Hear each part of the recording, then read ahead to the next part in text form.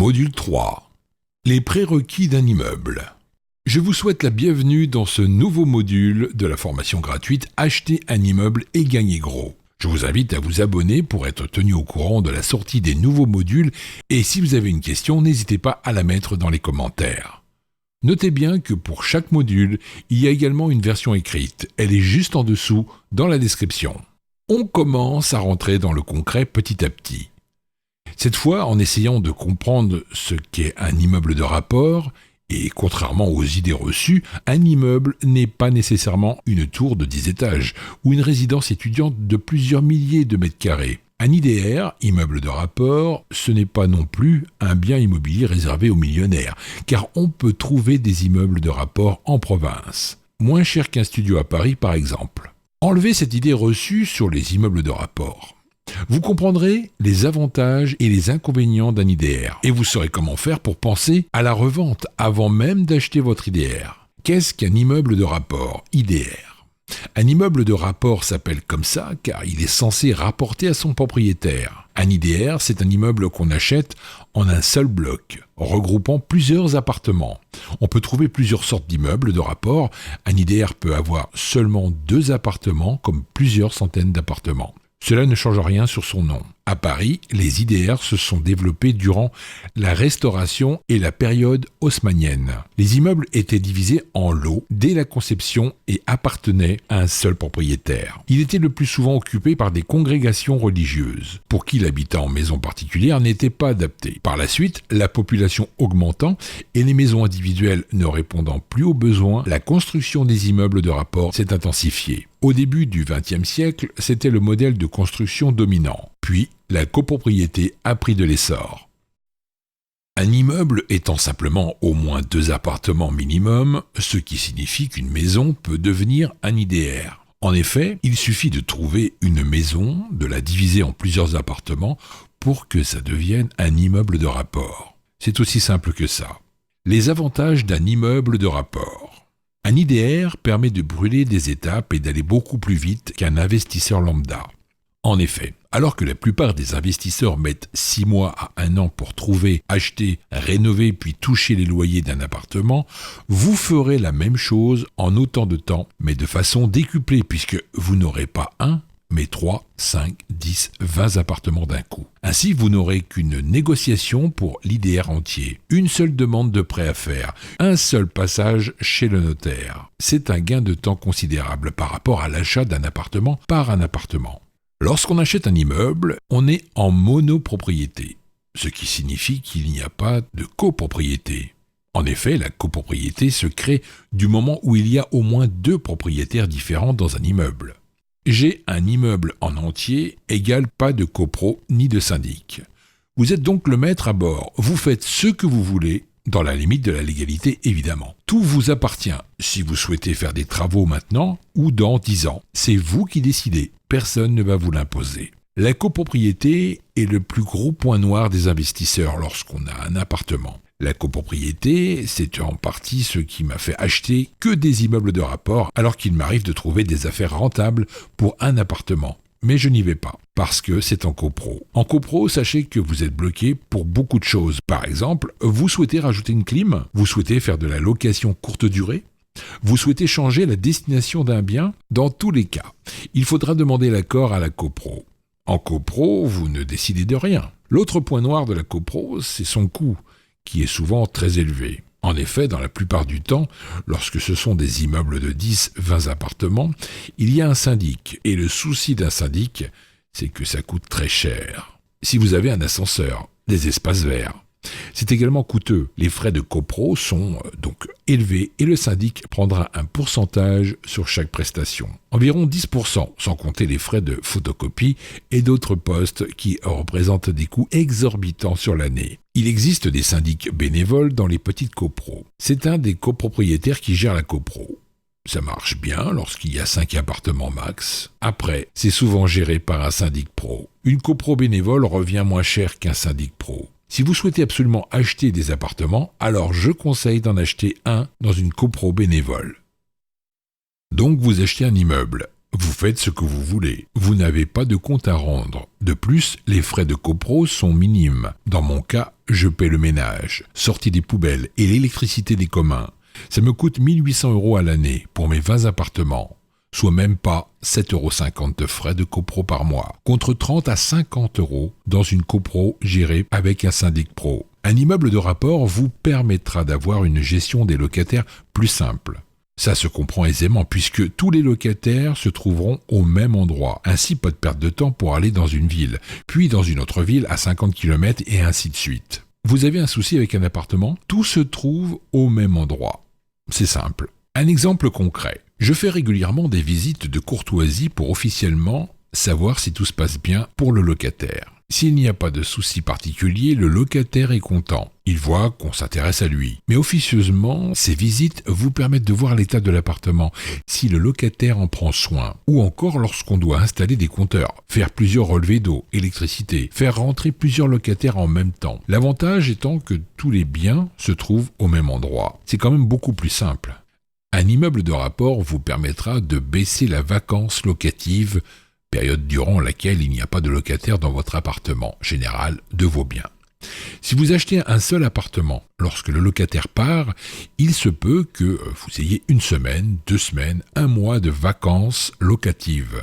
Ce n'est pas rare dans des villes de province. Dans ce cas-là, c'est une perte sèche, puisqu'aucun locataire ne vous paiera le crédit. En revanche, avec un immeuble de 5 lots, par exemple, si vous avez une vacance locative d'1 mois, ce n'est pas grave, puisque les 4 autres locataires paieront votre crédit. Cela vous permet donc de mutualiser les risques. De plus, vous êtes un investisseur intelligent. Vous faites donc uniquement du haut de gamme pour vos locataires. Avec le temps, ça va se voir que votre immeuble propose des prestations haut de gamme, niveau qualité et déco de l'environnement. Donc, comme pour une colocation, si un des appartements se libère, l'un des locataires proposera l'un de ses copains pour louer un appartement dans le même immeuble que lui. Un immeuble de rapport vous permettra d'exploser votre rentabilité pour plusieurs raisons. Le but d'un immeuble est d'acheter beaucoup de mètres carrés d'un coup. Plus il y a de mètres carrés et plus c'est intéressant. En effet, c'est comme faire un achat de gros. Plus le bien immobilier est grand, moins le prix au mètre carré sera cher. Prenons exemple d'un appartement de 50 mètres carrés. Le prix moyen au mètre carré dans une ville est de 1 000 € le mètre carré pour un bien de 50 mètres carrés, soit un prix d'achat de 50 000 €, alors qu'un studio de 25 mètres carrés s'achète avec un rapport de 1,5. Ce qui signifie que les petites surfaces s'achèteront environ 1 500 € le mètre carré. Ce qui signifie que plus vous achetez de mètres carrés et moins vous payerez cher le mètre carré. Un point supplémentaire important auquel on ne pense pas lorsqu'on achète en gros des mètres carrés, c'est que les travaux vous coûteront moins cher au mètre carré. Je m'explique. Lorsque vous faites une rénovation totale de 5 studios dans des villes différentes, changement de l'électricité, plomberie, sol, doublage, placo, isolation, cuisine. Ça coûte entre 700 et 1200 € le mètre carré en moyenne. Alors que partir sur 5 studios dans le même immeuble vous fera gagner facilement 100 € de travaux au mètre carré. Et ceci pour 2 raisons. Tout est regroupé au même endroit, donc plus pratique pour les artisans. Ils feront un devis plus bas. En effet, ils auront beaucoup moins de déplacements à faire. De plus, on bénéficie de prix de gros pour le matériel. Acheter du matériel pour 25 mètres carrés à 5 périodes différentes ou pour 5 fois 25 mètres carrés en même temps, ce n'est pas pareil. Pour aller encore plus loin et augmenter encore votre rentabilité, la meilleure solution est d'additionner plusieurs techniques rentables. Vous pouvez par exemple acheter un IDR et louer vos appartements en meublé, permettant de gagner facilement 20% de rentabilité par rapport à un investissement classique. Puis, explosez vos rentabilités en rajoutant en plus de l'achat d'un IDR la location courte durée, LCD, permettant de gagner facilement 50 à 100% de rentabilité par rapport à un investissement classique. Les inconvénients d'un immeuble de rapport. Un IDR, ça a beaucoup d'avantages, mais également des inconvénients. Un IDR, c'est mettre ses œufs dans le même panier. En effet, vu que vous aurez tous vos biens au même endroit, eh bien les risques sont condensés au même endroit. Lorsque vous achetez un appartement, quel que soit l'endroit, en faisant du haut de gamme, vous êtes sûr de pouvoir le louer. Mais lorsque vous allez acheter un immeuble de 10 appartements, ça ne sera pas la même histoire. Car il faudra être sûr de louer les 10 appartements. C'est pourquoi il sera important de faire une étude de marché complète pour ne pas faire d'erreur. On en reparlera dans le module concerné. De plus, outre l'importance d'être sûr de louer tous les biens et au même endroit, il faudra vérifier l'environnement. En effet, il suffit d'un tremblement de terre ou d'un tsunami. Certes, en France, on est tranquille, mais c'est pour l'exemple, pour détruire vos 10 appartements d'un coup. Assurez-vous de ne pas être collé à un immeuble en péril, qui pourrait menacer de s'effondrer. Par exemple, l'immeuble de Marseille qui s'est effondré a fragilisé 6 immeubles autour de lui. Ou encore, n'achetez pas un immeuble avec un kebab, en rez-de-chaussée par exemple. Avec un IDR, vous êtes le maître des lieux. C'est donc un avantage comme on l'a vu précédemment. Mais c'est également un inconvénient. En effet, contrairement à une copro où tous les frais sont mutualisés, en monopropriété, c'est vous qui devrez prendre en charge tous les travaux. Lorsque vous aurez une toiture à changer, une façade à ravaler ou des communs à refaire et que vous êtes seul propriétaire. Il faut avoir les reins solides car ce sont des coûts très importants. Un IDR coûte plus cher qu'un appartement. Vous achetez plusieurs appartements d'un coup, donc son coût augmente en conséquence. Alors certes, vous avez des immeubles de 2 appartements, mais ce n'est pas ce qu'on vise. Quand j'ai commencé, j'ai cherché un immeuble d'au moins 5 lots pour me permettre de vraiment gagner du temps. En province, lorsque vous avez un studio à 40 000 €, un immeuble tournera autour de 170 à 180 000, ce qui reste dans tous les cas accessible à un grand nombre de Français, même si le budget est plus conséquent. Si vous souhaitez acheter un immeuble de rapport, en comptant les travaux, il y a un coût global assez conséquent. On va partir sur un immeuble de 125 m², qui est une taille de moyenne basse pour un immeuble, ce qui donne 5 studios de 25 m². Pour un IDR de 125 m² avec un prix moyen au mètre carré de 1 500 €, vous en aurez pour environ 187 500 €. Le montant des travaux également sera donc plus élevé, en conséquence, puisqu'il y aura plus de mètres carrés à rénover. Il faudra donc arriver à se faire financer 100, 200, 300 mètres carrés, ce qui fait des montants très importants. Lorsque vous faites une petite rénovation, il faudra partir sur 200 € contre 1 000 € le mètre carré pour une rénovation totale.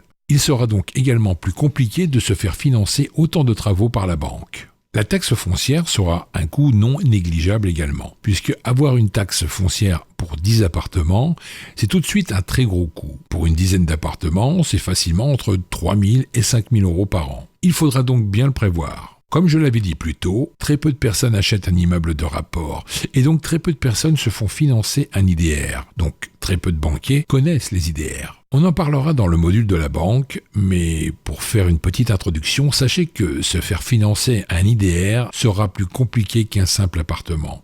Surtout lorsque c'est votre premier investissement. Le banquier a peur, son but est de prendre le moins de risques possible, et pour le rassurer, il faudra avoir un dossier en béton. Pensez à la revente. La chose primordiale quand on achète, c'est important pour un appartement, mais encore plus pour un immeuble, c'est de penser à la revente. En effet, même si votre but est de garder votre bien le plus longtemps possible, on ne sait pas ce qui peut se passer dans la vie. C'est pourquoi il faut que votre bien soit liquide, ce qui signifie qu'il faut pouvoir le revendre facilement sans perdre d'argent. Dans un premier temps, il faut acheter à un prix bas. Mais ça signifie quoi exactement ? Imaginons que le prix au mètre carré dans le secteur soit d'environ 2 000 €. Il faudra acheter avec un rabais de 20% minimum. Dans notre cas, il faudra acheter 1 600 € maximum le mètre carré. Mais comment connaître le prix au mètre carré ? Perso, j'utilise le site meilleuragent.com. L'avantage, c'est qu'il donne le prix moyen du mètre carré. Dans chaque rue, ça permet d'être vraiment précis. Exemple, à Marseille, la rue Bayard a un prix de 3 283 € le mètre carré. Pour bien acheter le bien dans cette rue, il faudra le payer 2 600 € le mètre carré. Ainsi, vous avez une marge de 700 € le mètre carré pour les travaux, les frais de notaire. Ainsi, demain, si vous êtes pressé, vous souhaitez revendre le bien, vous pourrez le revendre au prix du marché, en ayant refait des travaux pour remettre le bien à neuf. En étant au prix du marché, pour un bien refait à neuf, ça vous permettra de revendre votre bien très rapidement, en 1 mois maximum en fonction du secteur. Puis, si vous n'êtes pas pressé, vous pourrez rajouter 10 ou 20% au prix moyen du mètre carré, sachant que le bien est refait à neuf. Il partira en un peu plus de temps, mais il partira très bien quand même.